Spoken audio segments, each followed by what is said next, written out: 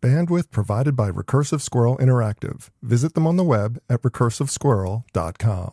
Episode 625, Dynamic Stuff.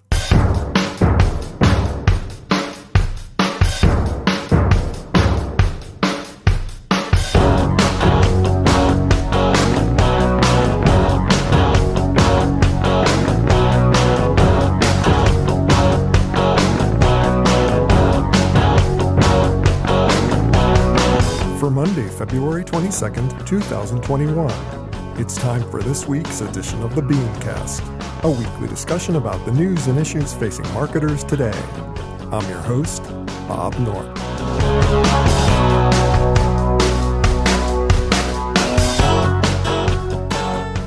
Thanks for joining us. Facebook and Google faced down their Australian dilemma over publisher rev sharing in very different ways. Google did a deal with Rupert Murdoch this past week, while Facebook eliminated news sharing entirely. Are either solution good for us? Tonight we'll discuss.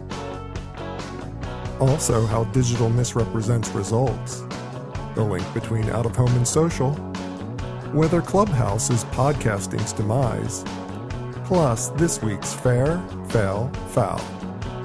That's the lineup. Let's meet tonight's panel.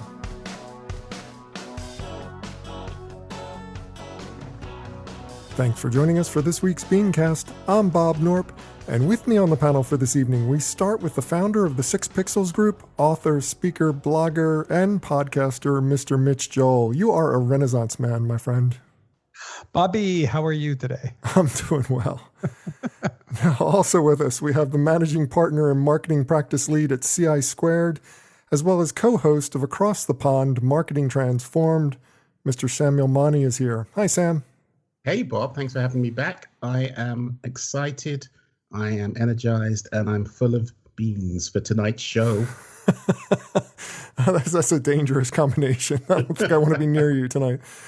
And finally, he's the editor-in-chief at Muse by Clio, one of my favorite online magazines. Mr. Tim Nudd is here. Tim, hi. How are you? Hey, Bob. Thanks for saying that. Always good to be on your show. Yeah, I love having you on. Well, let's get right into the news. The big story this week, of course, is the Facebook Google stuff going on in Australia. We've been debating for weeks about whether Google would block search in Australia in entirety as a result of a proposed new revenue sharing mandate from publishers, by the government.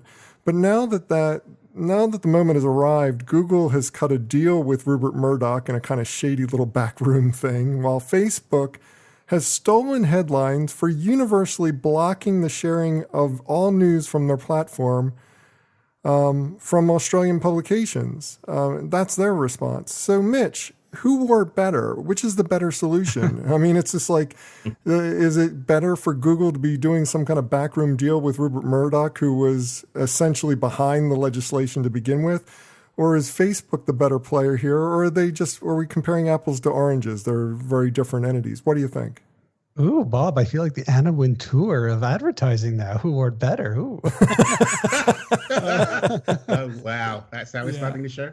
Exactly, yeah. That's nice gams, by the way, Sam. I've been following the whole story as a meta story, and then I'm following what Facebook is doing versus what Google is doing. And the truth is, and I'd love other people on the panel's feedback, I'm really vacillating between the two. In one instance, I'm like, oh, it's terrible. In one instance, I'm like, it's really smart that they're doing that. And I mean, ultimately, we have to take a step back and look at this as intelligent media people. Facebook is what I will still consider to be a closed social network. It's their own world. You have to join in. You have to be a member. Search resides on the open web. People search for items, and those items have very relevant news attached to it. So for Google to block the news could be perceived in some way, shape, or form as some kind of infringement of access to information. Let me stop you right there. I know you got more to share, and I don't want to derail you entirely. I'm just getting hot and bothered here. Yeah, but the whole thing about Google needing to share the news, like the either or decision of I got to block the news or I have to share the news is not exactly true. They were sharing snippets of the news along with the headline. Couldn't they get away with just sharing headlines and saying this is a relevant article that you should find out more about? No, and the reason they can't is because we're seeing a greater issue in the media that falls outside of just the scope of the geography that is Australia, which is that the more and more we're seeing a pullback of traditional publishers, or what I'll call quote unquote real news institutions, going behind paywalls, it's allowing the secondary sources to rise in the search results and take over, which I believe has had a massive impact on what we've seen and what we're calling fake news, but is in the rise of, let's call it extreme right, extreme left, whatever it might be, because that's what happens. If they're no longer searchable and findable, it allows spaces for others to flourish and move forward. So, but I'm not suggesting that. I'm suggesting that we share the headlines from major news publications, and we don't share anything more than the headlines, and we link back to the story. So you have to click on the link to find out whether the story is truly relevant to you. Isn't that a more legitimate way to handle this? I think it's an option in a world where everybody's trying to figure out how to remove clicks. And that's the challenge. Is you are right in the sense of you and I would agree there is no issue to that. But in people who are incessantly thumbing their way through TikTok and aren't stopping to click through to anything or to even look for a link, it could be perceived on an open web as an issue of lack of access to information. It could be. Versus it being within, again, what I think Facebook is a closed network. And if people want, I mean, the truth is you can copy and paste and put stuff anywhere anyways, which is part of the Facebook challenge that they have. So I don't, again, I go back and forth on this because I look, my background, long before I was in the media business, I was in the music business. And there was always this conversation around, what song is radio, is promotion versus what is the paid thing, whether it's the concert or the album. And now that's changed because of streaming. And this debate seems to be creeping now into this new form of media, which is if I'm the New York Times or I'm the Wall Street Journal, I need to make a call on how much content I want to put out as promotion to get people more interested in my content, to subscribe, to be a part of it.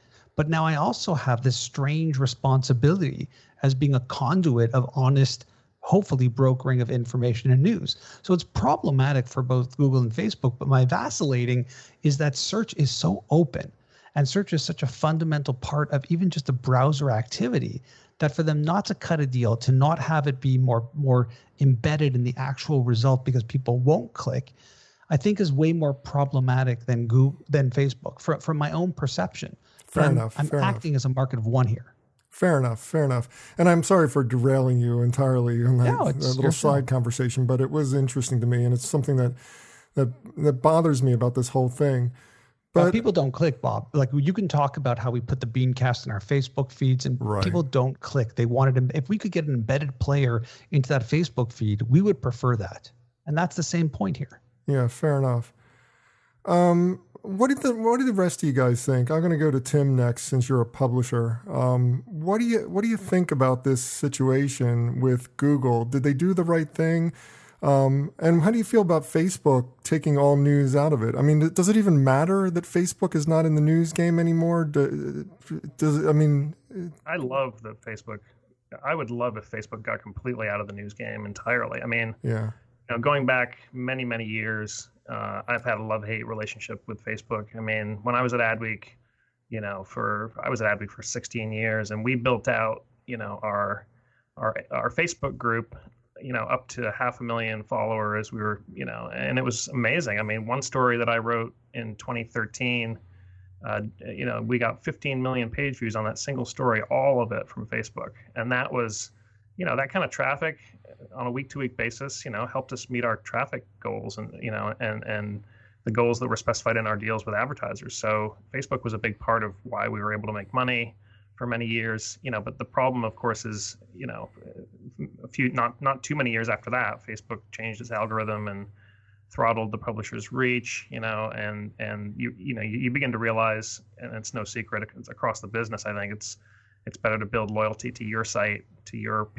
people, your platforms, rather than relying on Facebook. So you look at an Adweek today. I'm no longer there, but we made a decision early on to build a paywall, build stronger direct partnerships with advertisers, deeper relationships with our readership, new products that don't rely on platforms. So for me, I mean, if you look at Facebook too, I mean, the whole attention economy, what they've done with their algorithm and how it's wreaking havoc on the truth and is threatening journalism anyway, to me, I think Facebook needs regulation all across the board.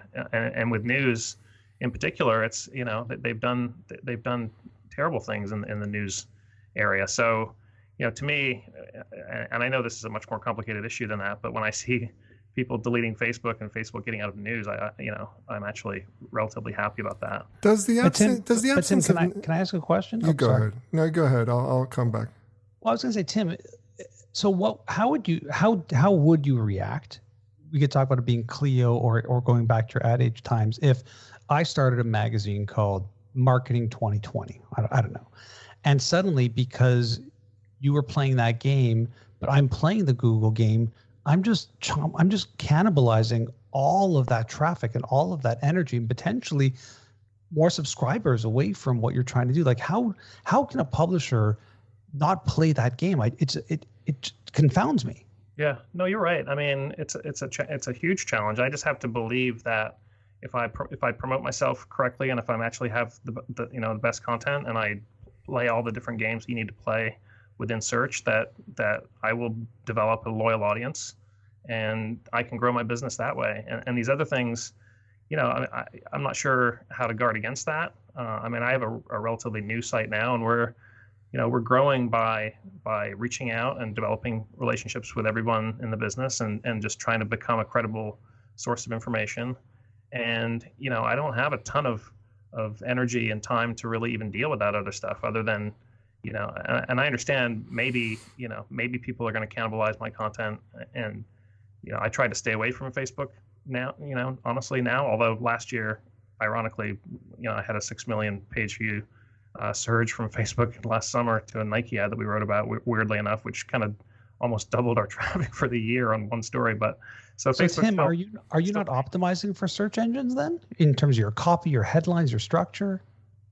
We try to. Yeah, I mean, it's definitely on our radar. Are we doing it perfectly? Certainly not. But my feeling is, we're a pretty small business at Clio. We're 20-person company, and we feel like our content is relatively new, and we are building credibility across the business among the people that we cater to. We have great relationships, and we're building a strong business around our content right now. And I think larger publishers probably have more to worry about in this regard. But yeah, I mean that's our approach right now. Adweek, if you look at Adweek and Ad Age, they're unrecognizable from where they were 10 years ago. Just they were way more dependent on social traffic and things like that. And particularly in a B2B publishing environment, I think you can build strong businesses through relationships, through one-on-one advertising. So that's where we are. I mean, Muse by Clio is a very young site, but we're growing really well, and we do have sponsors, advertisers coming in all the time. So we feel fairly good about where we are. There was a Wired article, getting back to the Facebook part of this story. There was a Wired article that kind of suggested that Facebook doesn't need the news. And you guys seem to be agreeing with that. But doesn't the absence of news on the platform lead to the only news, quote unquote, coming out of the platform being rumors and whatever people share about, in their own words? So you lose all credibility and you actually amplify the false narrative that's going on in social media today.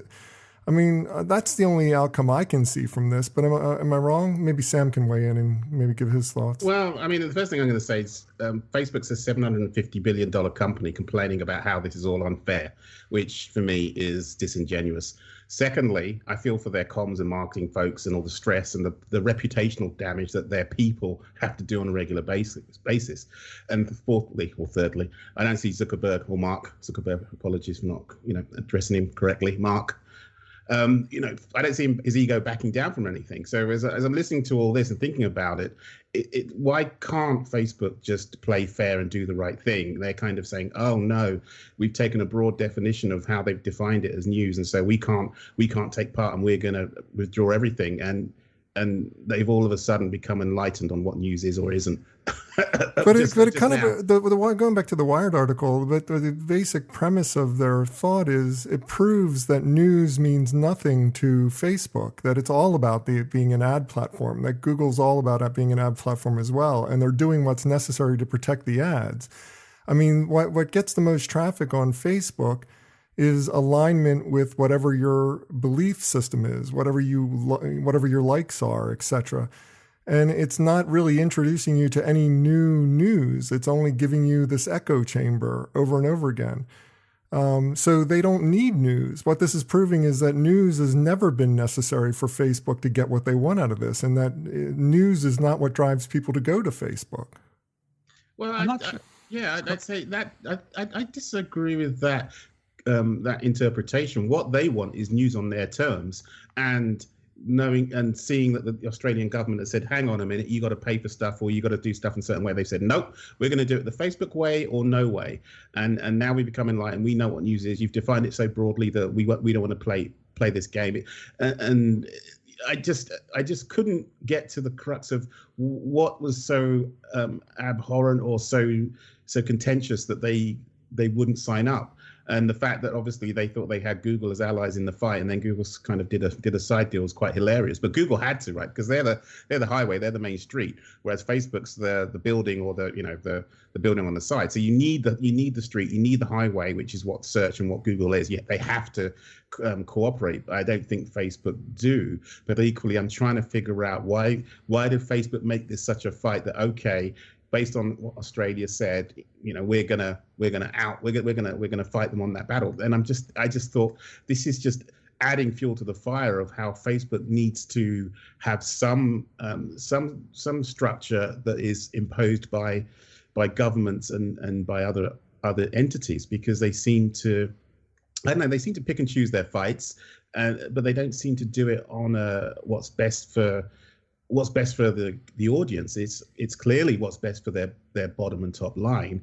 But in this case, I think news does play a role. And if they know that it plays a role, why they're kind of exiting because they can't do it on their terms, but knowing that it's the right thing to do to actually have some parameters. So I know, I read this story thinking, why did they pick this fight? Did they think they could win? They've just brought attention to it because you're seeing UK and Canadian other lawmakers saying, hey, Facebook are out of order. So you're just drawing more attention to this issue and going to get people to, I think, legislate to force them to comply in a way that makes sense for the greater good. Yeah, and the news is important. I mean, we can't forget, if we go back to the previous election in the United States, that they were enforcing new engines. Like if somebody would simply share something, especially from the news that they hadn't clicked on or read, a warning would pop up. I'm doubtful they would put in infrastructure there if it wasn't something that offered tremendous amount of value and traffic. And it doesn't matter where you sit on the political spectrum or where things fall, Bob. People are sharing. That is the type of stuff. That's the exact type of stuff that they're sharing in the engine. We've moved away from talking about what we're eating and pictures of our dogs to only sharing content that is primarily generated from the news. And I think without it, it does create a bit of a vacuum for them, and they should be worried. So, going back to what Sam said, it's a weird quizzical thing to be in. And that's why I vacillate, because in one instance, there should be some money involved in this. And in another instance, people are sharing this stuff and super interested in it, and it's to their benefit. Yeah, I thought that Wired article was pretty fascinating. I think James Temperton was the author of that one. Yeah, I think so. I think what's interesting about Facebook is I don't think they care about the news. They just care about having people's attention, right? So they can serve them more ads, which is how Facebook has the market advantage. And I think where they value news is that news is the thing that makes people angry and makes people engaged, and that's it gets their attention. So in that sense, Facebook cares about news, but it's only as a monetary transaction. It's not as some sort of truth-seeking enterprise. So I think Bob, when you say if you take legitimate news off Facebook, isn't there just rumors left over? I mean, I guess so. I mean, I don't know what the mechanism would be as far as how they determine which content, that is classified as news. Presumably, fake news comes off too. But this is why it's just all weird, because they've been why did all of a sudden February? Oh no, we can't do news. It's too hard. We're exiting, because everything that was happening before, when it comes to political news, should we say, and all sorts of fake news and everything around that, they were quite happily, there's proof that the algorithm just pushes more of the stuff that you engage with too. So they were benefiting from ad sales in that environment. Why all of a sudden is this the line that's being drawn? It seems as if they're being held to a standard that says, hey, you are purveyors of I think of taste, so to speak. So you've got to play with news in a kind of more a rounded way, versus, we make money from political ad news, so that's the stuff that we were happy to take the money from. Now we have to get involved in other types of news. We don't want to be part of it. It doesn't seem to make sense to me. Maybe I'm misunderstanding, but that just seems hard. You can't have parts of the news that you like because you make money on, and not the other parts, unless and that's not the argument they're making. So I don't understand what their argument is. Well, it might be a precedent that if they do this in a geography like Australia, that means every other region will want. And perhaps if they look at the volume of news that is exchanged and shared on the platform, it becomes very uneconomical to play that game. Is that why Google did what it did? I was going to say, I can't believe. See, that's why I started off. They're a $750 billion company and made $100 million last year. So there's no way this is a financial argument or a revenue argument. There might be an ideology argument, but it just seems, ideological. That's right. It just seems odd, and it can't be about the money, because they're going to make lots more money anyway. And even if it's a net flat impact on their P&L, they still got loads in the bank. So there's something else going on, and if it's ideology, that worries me more. That's not how Zuckerberg thinks, though, is it? He's not willing to lose a little bit of money because he's got tons more. He just seems to be driven by, he never wants to give up an ounce of power in any facet of the business. Right. Yeah. So it's an ego. Yeah, it's an ego power. Yeah, that makes sense. If that's the argument, I'm going to take the Australian government and win. I think you've taken on the Australian government and lost, and you're just going to lose because all the governments of the world are going to band together and make your life miserable. So you might as well concede now, because you're not going to win this argument, as far as I'm aware. Because as I look at it, doesn't the Australian government lose no matter what? I mean, because Google just cut a deal with Rupert Murdoch, who, quite frankly, was controlling the parliament or whatever in Australia and causing all this. I mean, he was the power allegedly power behind the throne.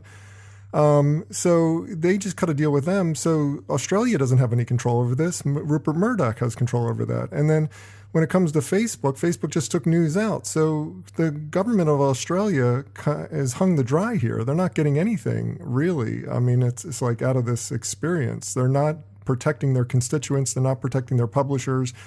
I mean, this is all done entirely by business executives outside the realm of government. Am I wrong? It's getting too meta-political now, and we need some other types of pundit on here. But yeah, I mean, again, it's important to understand, because there's global repercussions that are coming about here. I mean, there's lots of these types of legislative actions being taken all over the world. And if this is the way it's going to go down, this is not good for the users or for the advertisers or for any of us. Well, again, I mean, listen, I'm not naive enough to think that Rupert Murdoch cutting the deal. One of the biggest media moguls out there is cutting a deal with another huge, conglomerate. The little people, there's the smaller people in the chain aren't exactly winning. So this is power, and this is about control, and this is about access. I get it, but I don't know.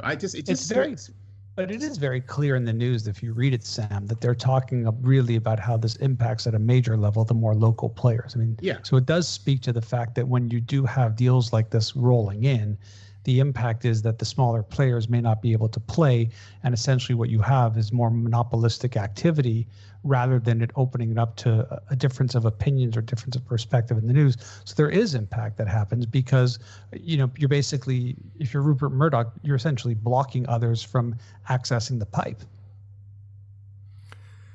Well, another big story that was on my radar this past week was from the Harvard Business Review. Not really a news story as much as a research understanding of how digital gets it wrong in terms of how it promises results to ad salespeople. It kind of highlights the optimistic promises given by digital ad salespeople based on the flawed premise that conversion is the most important metric. And the example that was used in the article was just fascinating. I mean, this idea that if you, this guy's a teacher at Harvard, he says to his class the first thing when they come in, it's just like, if I handed out a brochure to you all saying, come to my class, and you were already signed up to come to my class, how many of you did I convert? And you didn't convert, you converted all of them. But it's just like, you know, how much did you lift the response as a result of that action? And you gave no lift to the process. And that's what, you know, basically the premise is, that digital advertising is claiming phenomenal conversion rates, but not really analyzing how much lift they're providing as a result of this effort. And Sam, I'm wondering, is this premise legitimate? And if so, what do we do about it? Well, let's go back approximately 10 years, and I can tell you my story of leading a multi-billion-dollar brand called Kenmore, and leadership were in love with digital, and it was even more in love each and every year. They kept cutting. I was responsible for the brand, but somehow the digital guy, I shall keep his name anonymous for the purposes of this, and they kept giving him more and more of the budget each year, and every year it came to a point where they mandated to cut on TV and gave, you know, we're going to invest in digital. And so we went dark, no TV. And guess what? All of a sudden, the traffic online cratered, conversion rates declined, and digital started missing their numbers. And they had to explain the sales shortfall in the plan, right? And so finally, there was proof that there's an interaction between digital and other media touch points. And this was this inconvenient truth that the whole story hadn't been told. And myself and the digital guy had to kind of join up and have a cohesive story about actually what was happening, what was driving traffic, what was driving conversion, what was driving lifts or not. And the leader's like, oh no, why didn't you tell us this before? And it was a classic that everyone in the digital space knows that this isn't true. But if the spenders are willing to spend, they're going to keep selling it to them. So that the article, the way it breaks it down, saying, hey, these students were always going to take my class, so there's no lift, but somehow the math is in the favor of the digital. And I just think, for me, if you take a step back, my response to the question is no, it's not legitimate. Or the premise is, hey, this is a flawed logic. And you need to have savvy marketers who understand integration. They have a grasp on attribution. They also have a grasp on the failures of attribution. And i.e. last click clearly isn't the answer to everything. They got to be holistic. They got to segment their audiences and target them. Creativity, when we're looking at this, creativity plays such a huge part in anything that humans do. And so that's a key driver. You got to have a clear strategy, smart objectives from the get-go. So all of these things come together. And the answer isn't let's do digital, or the digital lift is we can calculate that so it's true. And I told the story about 10 years ago. So I kind of was enlightened then, but it seems as if people still don't understand the whole picture. So there is a lot of people who are trafficking in this kind of shorthand metric without really understanding that they're burning money, they're burning dollars. Am I understanding you correctly? Are you saying that you agree with the premise or you disagree with the premise? I'm a little bit foggy on this. Well, what I'm saying is that the conversion is the most important metric and the way you describe it is it's very myopic in my view.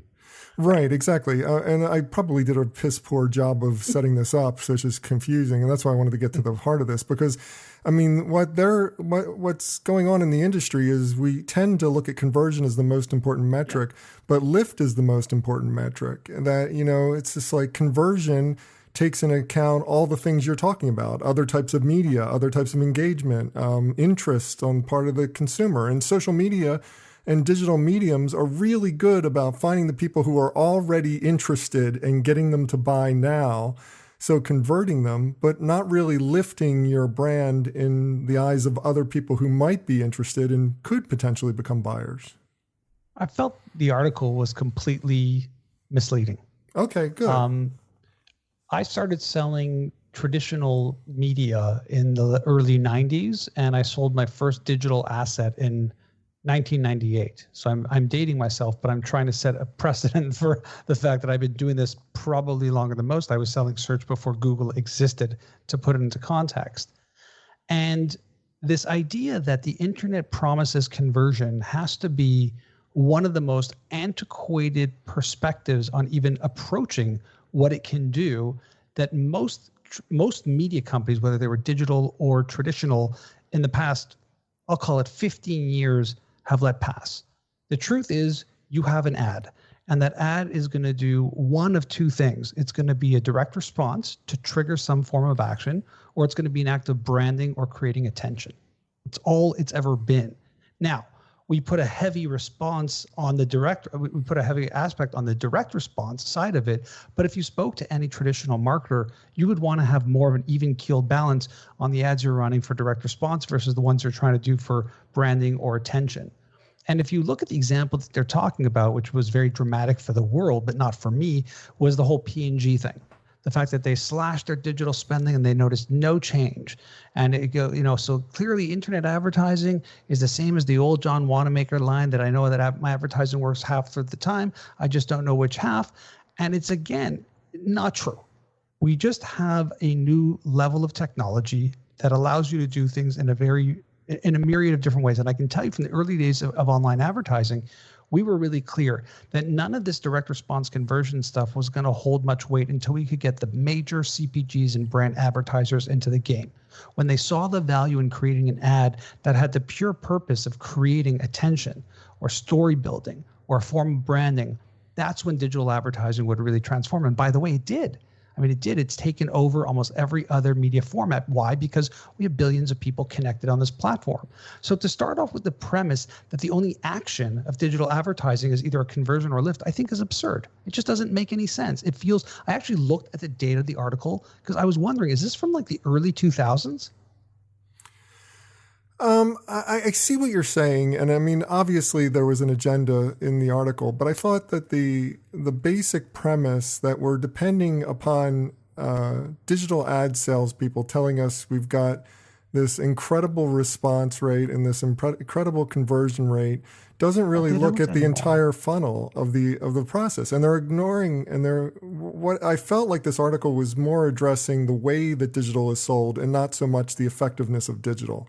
I think they're talking about the people that maybe sells them digital, but I've sat in so many rooms, from being an independent digital agency to working with media partners to being acquired by WPP to sitting in all of these rooms over 15 plus years. I can tell you that those conversations don't happen. So maybe they're dealing with the wrong ad agency. So this is where I'm going. I hear those conversations all the time. So then who are the people in the room who that you're in, and who are the people in the rooms that I'm in? Because I'm still seeing that this very simplistic transactional expectation is out there. And the ad tech is going to give you an even bigger and better return the more you invest in these platforms and get to the right people and get that lift. But lift studies are the things that I see more and more, and it either does or doesn't. Is the kind of the more of a short. Well, maybe it's a factor of the short termism. So maybe in the rooms that I've been in of late, there has been this short term focus and less of this kind of pendulum swing that we're starting to see to more the sort of brand building and other aspects of that makes delivering sense. Value. But Sam, that makes a lot of sense. We're in a pandemic and people are trying to catch up on sales and conversion and get more customers. So it makes sense in a time moment. And again, for a lot of brands, it probably does make sense instead of doing a brand to give people 10% off or go for a sign up or whatever it might be. But overall, the level of sophistication of digital marketers, to me, at the level at which I was playing, which might be a different level, I admit it, it was very, very complex and very, very dynamic and quite the rich offering to the brand versus the traditional, we can get you X amount of lift or clicks or conversion or anything like that. So again, for me, I felt the premise started off wrong and it just felt very antiquated as an article to me.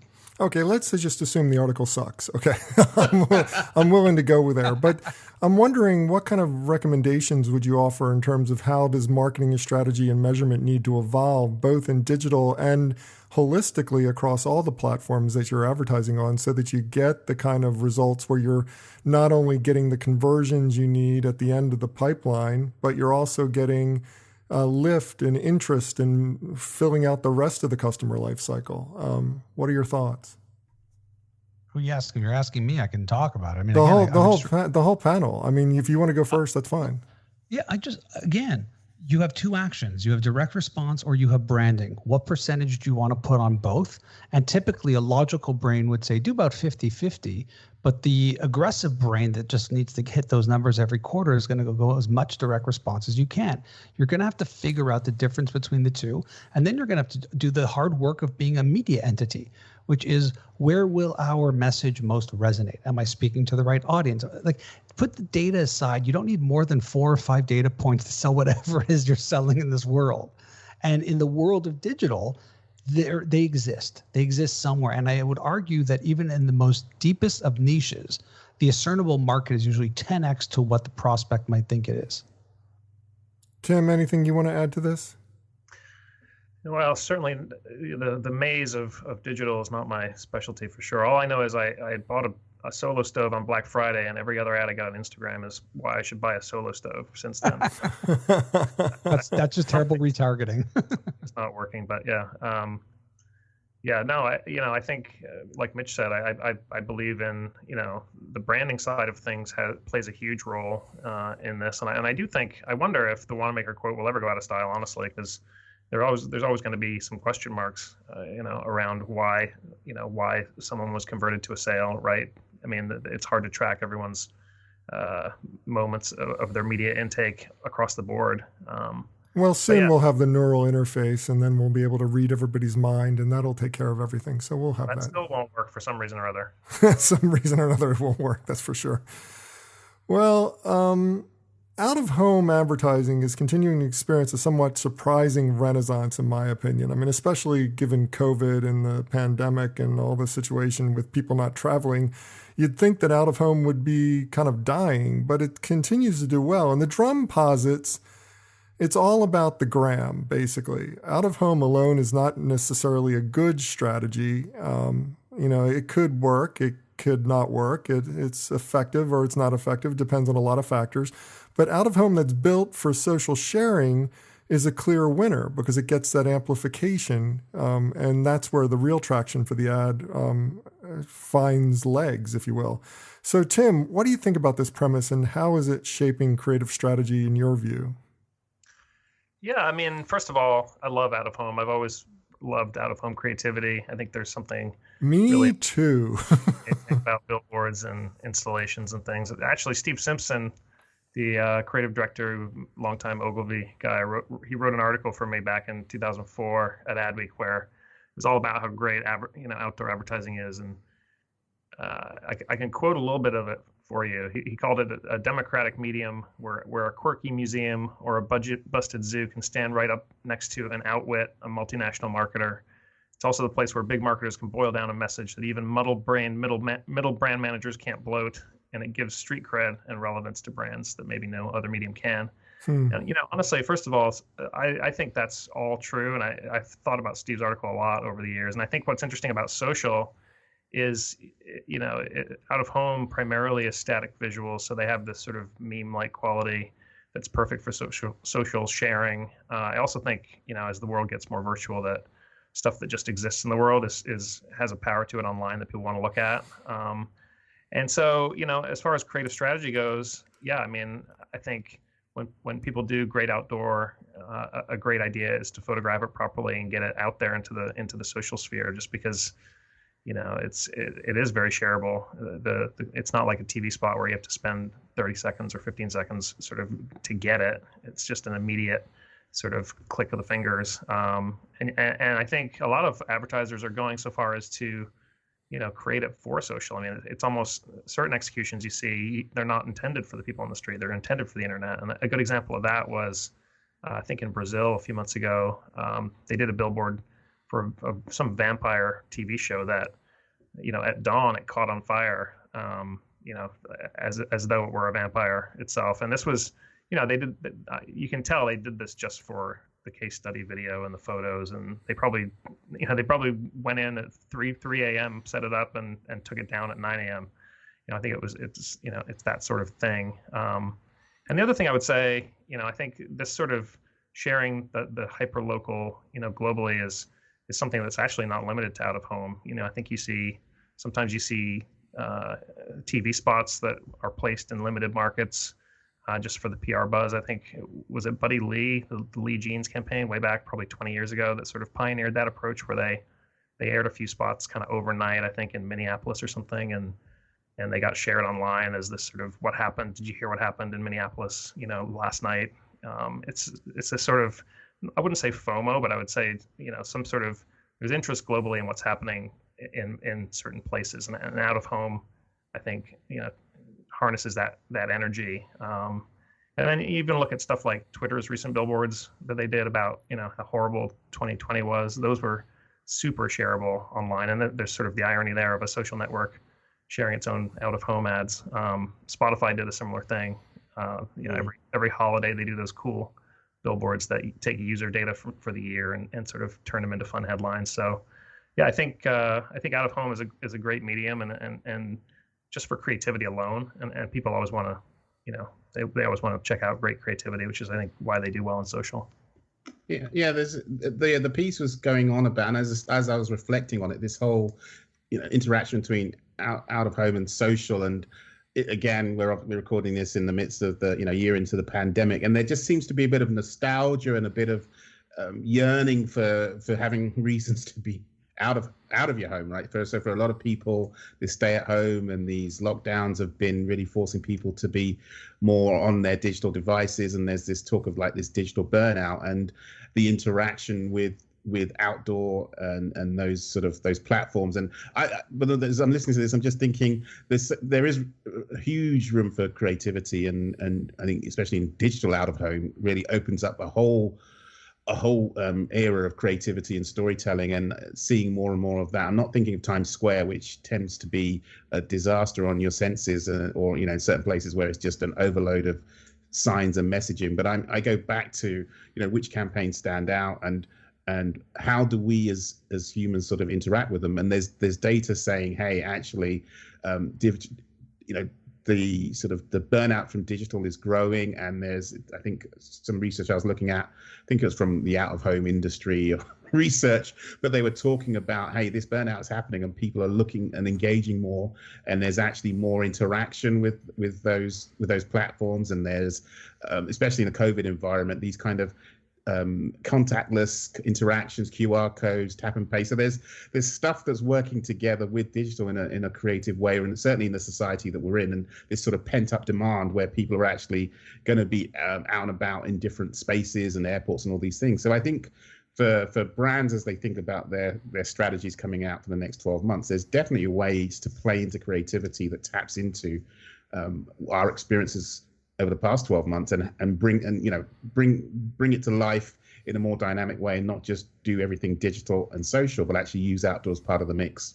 Yeah. At the end of the day, it's the old trope that I've said a million times on the BeanCast before, is people don't hate advertising, they hate bad advertising. Advertising works, it works great. And I thought that, Sam's points were super salient, and Tim's reading of that article, it brings it home to me. And I would summarize the entire idea of out of home connected to social in the simple saying of, it's one of those see something, say something. You see something interesting. Oh, I could put this on Instagram. This will give me social cred. At the same time, it's creating this incredible advertising loop of people sharing genuine ads, and people sharing it because they think it's going to make them look good at the same time, because it's creative and it's interesting and it's visually stimulating. And if we can get beyond the chaos of this past year in COVID, where obviously we're seeing things like massive retractions in car travel and the value and out of home, it's going to shift and change for a little bit until we figure out what kind of recovery we're actually in. But this idea that there's a surprise, that social can be a really powerful engine for out of home, is extremely absurd to me, because it's the perfect medium for that idea. If I see something, I'm going to say something. Right. Yeah, it's definitely been happening for many, many years. And one other, I think when the pandemic first started, I think out of home did have a bit of a crisis, right? Where people just weren't walking to work like they normally would, and see the bus stop ads and so on. And I wish I could remember the brand, but we covered a campaign that, I think it was an energy bar or something, was launching right around March, April, and they had bought the space and everything else, and they ended up changing the creative to read, guess we shouldn't have run an out of home campaign this week, and these photos of these ads, ended up in social, and they got a lot of praise for the brand just for having some fun with their media buy. And that just shows that out of home can, and I think just the existence of the physical copy of those ads, rather than, like, if you did something like that just as a digital sort of a social media post, I mean, first of all, obviously in this case it wouldn't work logically, but the fact that these things exist in the real world gives them a weird power. It's a funny thing when most advertising, particularly video advertising, doesn't exist anywhere except on a screen. So the fact of just the very fact of the realness of out of home gives it a funny power to just delight people. Yeah, I think we're in the era of there's going to be a renaissance of a lot of things. I'm just channeling back to my days of being young in the industry, and you get your marketing works book, and there's the Hello Boys case study, which goes around for every sort of 10 years or so as a case study on how to use out of door to launch a brand for Wonder Bra. But there was this was it a UK ad with "Hello, my name is Amy," and it was a girl, "Hello, my name is Amy" on bus stops, and it just went viral before social media existed, because people were just like, "Who's this Amy? Who is this girl?" And then they revealed it to be, "Haha, this proves that you saw it." And so I think in this kind of pandemic is a bit of a reset opportunity. So certainly for brands and for creatives out there is a huge opportunity, I think, to really be very human, focus on storytelling, and use that as part of your mix. So I know, again, I think part of this, some of the sourcing behind the article was trying to get people to use out of home, but I actually do see it as being something that's very human and very connected to sort of our behaviors and our psyche. So I'm hopeful that there's going to be some creative work versus just a brand name and a .com after it as the sum and all of creativity. Well, I want to move on to our last topic because I want to give it enough time to talk about it. We're running out of time. Ben Thompson on Stratechery took a look at Clubhouse, the new social sharing platform for audio, and he had a take that pretty much was a dagger to my heart. Let me explain the premise. Print had blogging, and it perfected itself with social platforms. When there was a platform, then suddenly everybody wanted to share, everybody wanted to be involved with it. Video had YouTube and the streaming platforms. Images had Flickr, and then perfected itself with Instagram and Snapchat and all the other sharing photo apps. But audio only has ever had podcasts, which have largely remained decentralized, keeping it difficult to enter the space, to share in the space, to distribute, and to discover new shows. Clubhouse changes things by centralizing audio into one place, and could potentially spell the doom of the way we look at podcasts today. I mean, blogging didn't go away, but it kind of faded into the background as a result of social media sharing going on. So I know we talked a little bit beforehand about this one. I'm not sure who to throw it to, but I'll go to Mitch on this. Does he have a point here, or is he missing something? Should I be worried about the way that he positions the future of Clubhouse, or a Clubhouse-like clone taking over the market? Bob, this one's for you. Oh, wow.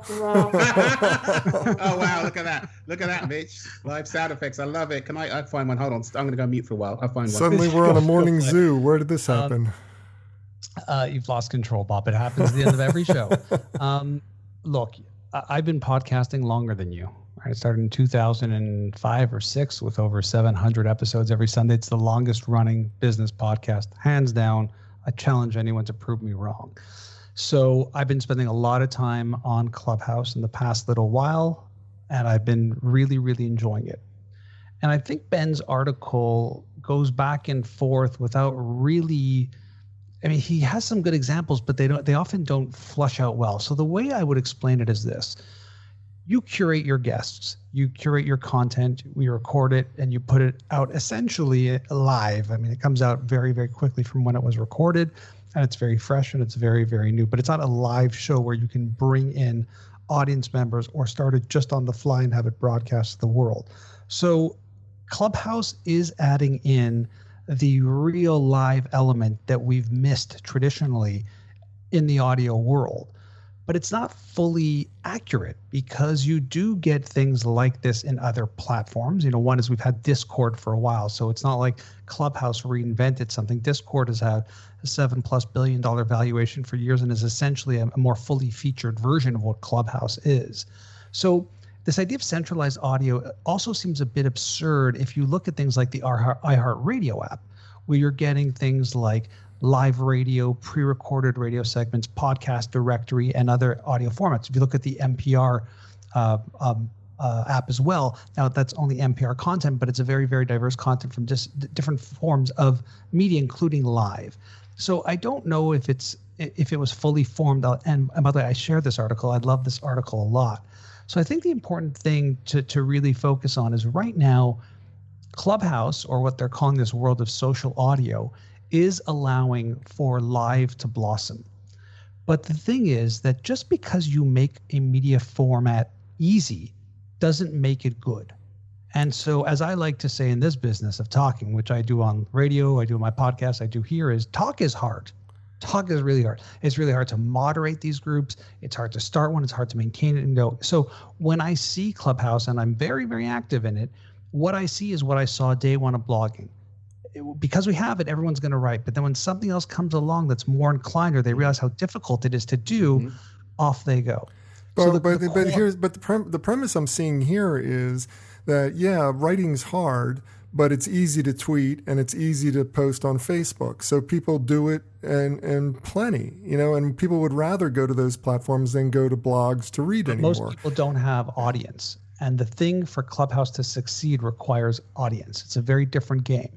It's not a mini network. It's a broadcast network. Yeah, and as I'm thinking about it, so I'm a relative newbie to Clubhouse, and I'm looking at it, and a couple of dimensions that I'm looking at. There's a lot of content and context of being black on social, and actually how Clubhouse has thrived. There's an article from CNBC I was reading earlier in January about how black users are saving Clubhouse from becoming a drab hangout for tech bros, because it's bringing a lot of the creativity and dynamism. Oh, I can't say any word today. Dynamic stuff to the fore and creativity. And then one of the things which just stood out to me was that Monnie X was this black, a black member and user of Clubhouse who was the avatar for a month. And that was just like, this is like a major thing with someone black on as the avatar. That was compelling. So they kind of showing up in a different way. And I know a couple of the investors, I think Ben Horowitz, Felicia Horowitz, wife of Ben Horowitz, is a founding investor, and I think Chris Lyons, someone else, a person of color, is also,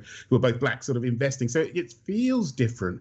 But where I'm building on this is that I'm personally, Clubhouse is actually hard to use, it's hard to search, hard to navigate, and it's a bit of a free for all. Privacy issues because they make you, share all your contacts and drag all that. So there's some stuff which is a bit wonky. But I'm thinking, well, obviously Facebook have got their Clubhouse killer app in development. So Facebook are apparently coming in some articles, and Twitter, and the Twitter one is suddenly the one I'm thinking, that's it. There is something for me is you have conversations, you do have a community on Twitter, but there isn't a way to easily get to have a live conversation, just pull people in and connect with them. And I'm thinking of people like Cindy Gallup in terms of how these systems, how these platforms are designed to be inclusive, to be welcoming, and work for everyone other than tech bros. So I'm actually excited that Clubhouse is maybe the first mover or the fastest mover, but it may not be the killer app, because if Twitter get their act together in their Twitter Spaces product, I'm thinking that for me, where I've got a community or I've got some connections and I feel more a kinship and community to various people, that it'd be easier to move to an audio format, an audio live format with them than it is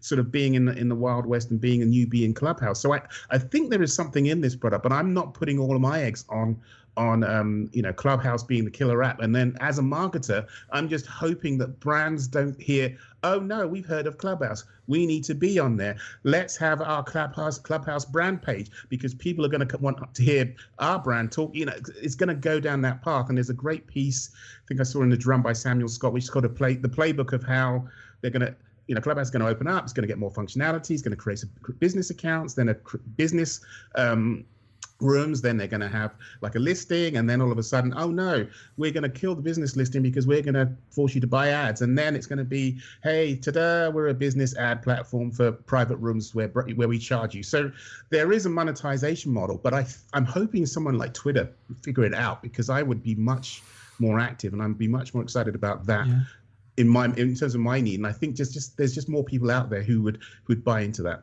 So, yeah, I mean, one is Twitter Spaces is already being rolled out. I've been in many of them, and I can tell you it is as good, if not better, than what you're getting currently on Clubhouse. So it's going to be a big challenge. Facebook is doing one. Mark Cuban's got one as well. And then again, we can't forget that Discord already exists and continues to gain ground. I will agree with you, Sam, that the surprisingly, in a positive way, was the level of diversity from gender to BIPOC. It's very, very noticeable, and it's a welcome change in what it is. I struggle a bit being on there and watching the level of elitism that is already taking place, which still falls into bro culture, even though all of the actors who are engaged in this elitism aren't your typical Silicon Valley bro culture. But it's there. There are hidden rooms. The first people in have access to things that others don't. It's and then also understand, one is it's iOS only right now, so there is no Android version. Twitter Spaces will be available for both very, very soon.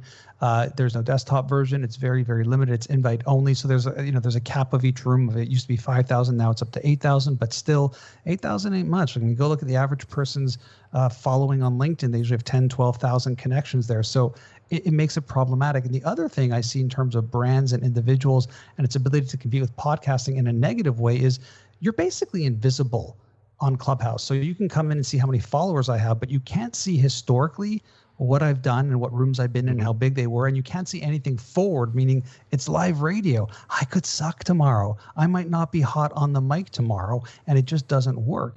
And so there is nothing there in terms of understanding who the people are beyond their followers. And that makes it very unattractive. Now, Sam also spoke about some of the issues, but there are major privacy issues. There's major issues with GDPR, lack of compliance. There's tons of brand safety issues, and I don't think brands are even going to look at a place where you can go to get a maximum of 8,000 people. They've got a better shot standing in the parking lot of a shopping mall handing out flyers than hitting it.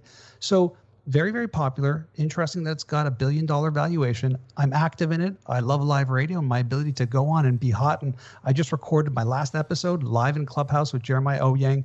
I did a premiere of it yesterday and I published it today. It was very different. It was fun. It was fun to bring up audience members and ask questions. But it's got a long way to go for it to be accessible to someone who's not me, creating audio or who enjoys making audio. So what you're saying is I shouldn't do my Free Britney podcast on the on Clubhouse. I should but what I think we should do, and I thought about talking about this before, but we could record live and bring people up to ask questions. Right. You could do a premiere of the show, like have it roll tonight before it goes out, and have people come in and ask. Like, there's so many fun things you could do with live radio, and you have such a great voice, Bob, that I think you having a quote unquote live show to supplement the BeanCast every week would be a hoot as well. So there's tons of opportunities there, but that's not for the average person who's used to tweeting or sharing an article they haven't read. Well, we'll get to work on that after I'm done my Parkinson's podcast, which is coming up. I'm working on that. But besides that... wait, that's great. Yeah. And I'm serious about the Free Britney stuff. I saw that documentary on Hulu, and it's like, I can't believe I'm totally in the Free Britney movement, but it's well worth watching to everybody. I have to put that in at the end. Well, with that, it's time for this week's Fair, Fail, Foul. But before we get to that segment of the show, I do want to take this quick opportunity to thank my guests again and allow them to each do a shameless plug, starting with Mitch Joel. You can find him at 6pixels.com. There you can find all about his podcast and his blog and the books and all the other things that he's doing. So tell us what's going on in your world, Mitch. What would you like to promote? Hey, you know what? Find me on Clubhouse at Mitch Joel. He's stealing the show, Bob. He's stealing the show. There you go. I'm done. That's just going to be as valuable as a Facebook page. Okay, so Sam Monnie, you can find him at CIsquared.net. That's the home of CI Squared, the consultancy where he is running their marketing practice. So tell us what's going on in your world, Sam. What would you like to promote? Well, I'll build on that. The world today, there's so many barriers and biases that just really impact and constrain our communication. And throughout my career, I've seen how miscommunication and misunderstanding and disagreements just can be the difference between success and failure at work or in your personal life. And I'm just thinking back to where I've been, parts of hierarchies where as senior members, it kind of didn't really value the opinions of other team members, and they got good information, help us course correct. But despite how hard they tried, they didn't actually get listened to, and it launched products that were rejected by customers or ignored by consumers, failed in the marketplace. But ultimately, that's not just a sales hit, right? There's an impact on productivity, there's just trust, and there's just an impact on morale. So really the work I do at CI Squared is more about really connecting people, helping people connect, understand, and listen first before you get to storytelling. And that's really something that I'm passionate about and really excited about. And we're getting some momentum there. So in an era where we are now, especially in this remote work, digital environment, multi-generations in the world of work, there's really opportunity to be better listeners, to be more compassionate and act with more empathy in terms of more mindful as we do that, and then really connect, understand, inspire other people. And storytelling is just a great way to do that. Fantastic. And I love what you guys are doing over there. It's an impressive outfit from everything I can find out about it. So good luck with that. It sounds like a great job. Last but not least, Tim Nudd. You can find him at Muse by Clio, which has several different ways of spelling it, but my favorite is musebycl.io, which is always so clever. But Muse is one of my favorite sources online. It's a great, great magazine looking at the creative industry within the advertising space. Tell us what's going on in your world, Tim. What would you like to promote? Well, we are launching a podcast finally after many, many months of preparation. We're a week from now, March 1st, we're launching a new podcast called Tagline. And it's going to be a season 1 of 8 episodes. These are 45 to 60-minute episodes looking back at classic ad campaigns. I've tracked down as many people as I can who worked on these campaigns to talk about how they happened, how they came together. So I'm super excited about this. I think it's going to be pretty special.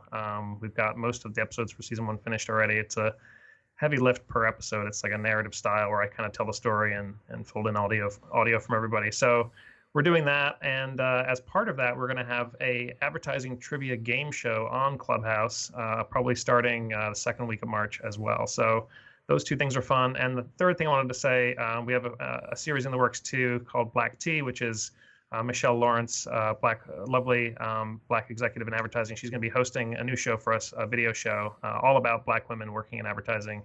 And there's nothing like it in the market now, and we're super psyched for that also. That sounds fascinating. That sounds really, really great. So we'll definitely check that out. As for me, for more information about me or the show, visit thebeancast.com. There you can find a complete show archive. You can find out how to consult with me. And you can even find out how to advertise on this program. So check it all out at thebeancast.com. And now it's time for this week's Fair, Fail, Foul, a rundown of the best and worst of advertising, marketing, and public relations from the last week. Tim, I'm going to go to you with the fair first of all. Kit Kat put out an ad that pretty much encapsulates the COVID experience. They show a scheduling calendar window from an iPhone. And you've got Zoom meeting, and then you've got 2 Kit Kats right in the bars where you would have those, normally have a meeting bar. I thought this was really, really clever. It got a lot of traction. It's a perfect example of how out of home can generate a lot of social media attention when it's not generating nearly as much attention as a bus shelter ad. This was really interesting to me. What do you think?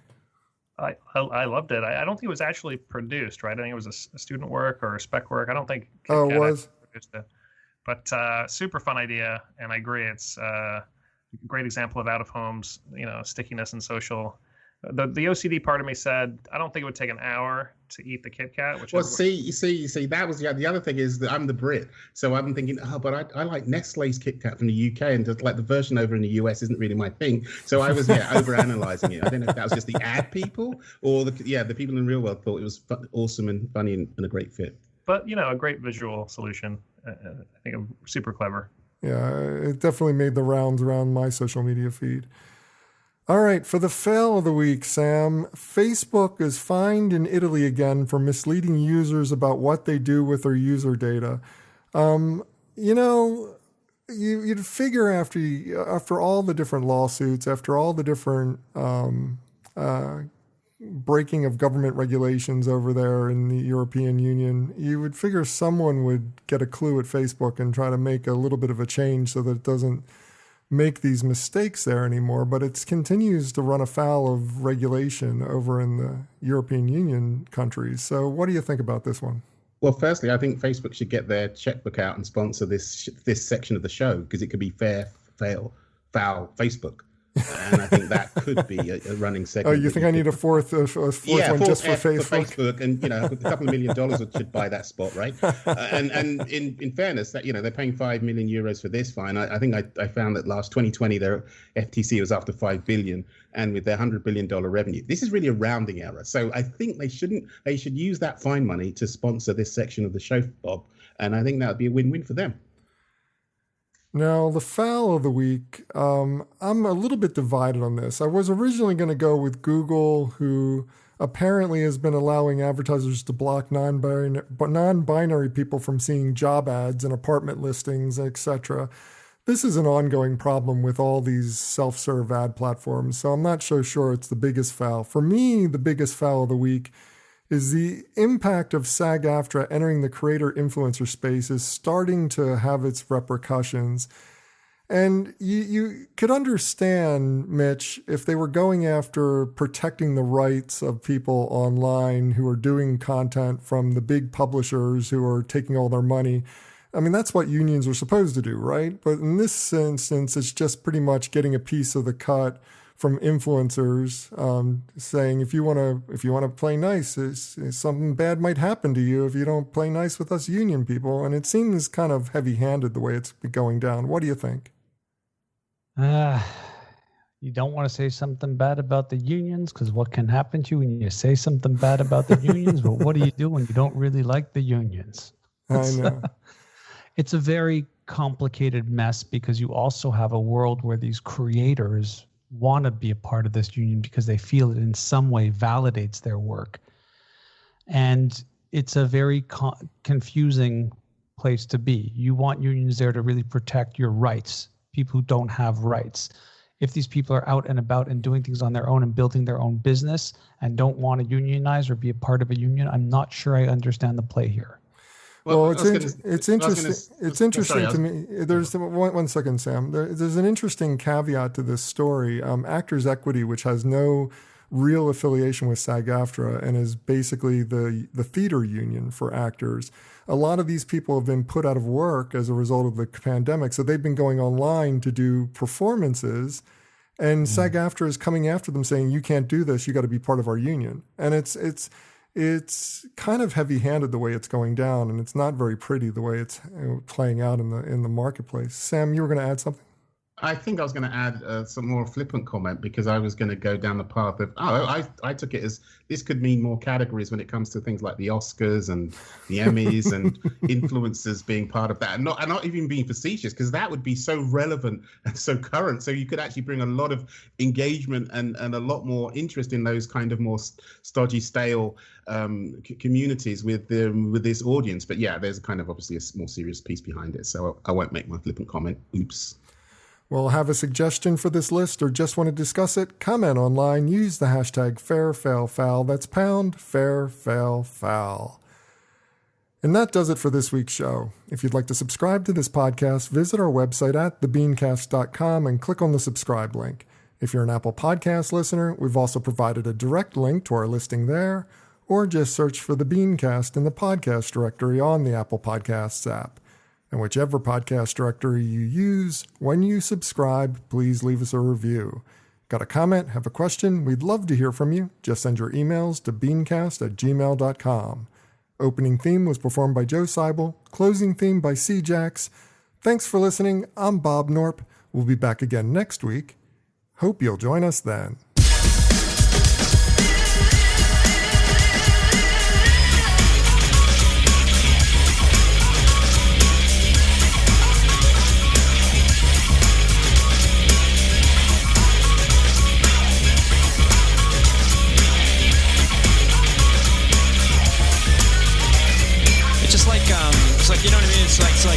You know what I mean? I don't know, man. It's just like, okay, it's like, you know what I mean? Like, it's like totally like that.